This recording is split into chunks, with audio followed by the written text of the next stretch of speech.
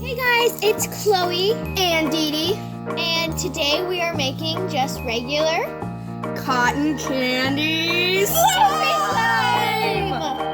Well, kind of. Let's get started. First thing you need is glue, bowls, Straws, food dye, and glitter if you want. and the most important part, shaving cream to make fluffy slime. And you can't forget that borax water. Let's get started! First thing you're going to start with is your school glue. Pour the desired amount in.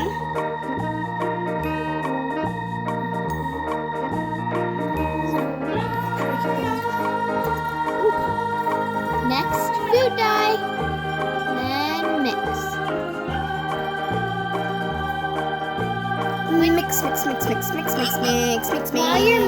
Mix. While you're mixing, make sure that you get the color that you want. If not, add more dye or more glue, depending on how light you want your color.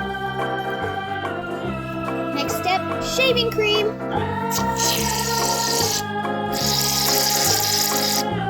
Now stir. The pink looks so cotton candy. So does the glue. Now the borax water. Add a little right now. Oops, that's a lot. I don't think you're. It looks totally like cotton candy. Oh my